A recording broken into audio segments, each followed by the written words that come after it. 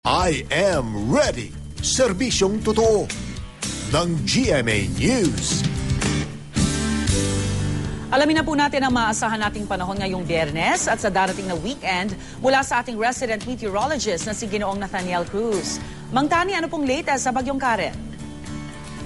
Rhea, lalo pang lumakas itong Bagyong Karen. Pero ang magandang balita ay nananatili itong malayo sa kalupaan. Ibig sabihin, wala itong direktang epekto, kaya walang nakataas sa public storm warning signal sa anumang bahagi ng ating bansa. Huling namataan ng Pag-asa ang sentro ng Bagyong Karen, 740 kilometers sa silangan ng Tuguegarao City. Taglay nito ang lakas ng hangin na 185 kilometers per hour near the center at bugsong aabot na lang 220 kilometers per hour. Kumikilos ito pahilaga, hilagang kaluran sa bilis na 15 kilometers per hour.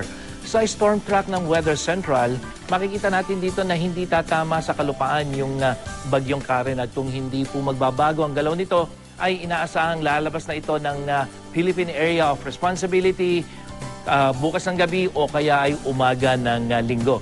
Ang isa pa pong magandang balita ay nalusaw na yung low pressure area na huling namataan kagabi ng Pag-asa sa kanluran ng Luzon. Kaya po makikita nyo rito dito sa ating rainfall forecast na mayroon pa rin mga pagulan sa Katimugang Luzon hanggang dito sa may Western Visayas at ito ay dulot ng epekto ng hanging habagat. Kaya po yung mga kulay green at dilaw at mayroon pa rin kulay pula na nakikita nyo dyan sa mapa, yan po yung epekto ng hanging habagat. Dito sa Metro Manila, magiging maaliwalas po ang panahon ngayong umaga, pero sa mga magpa-Friday gimmick, pagkatapos po ng eskwela o opisina, dapat po ay meron kayong dalang payong dahil malaki po ang chance ang umulan mamayang hapon hanggang gabi.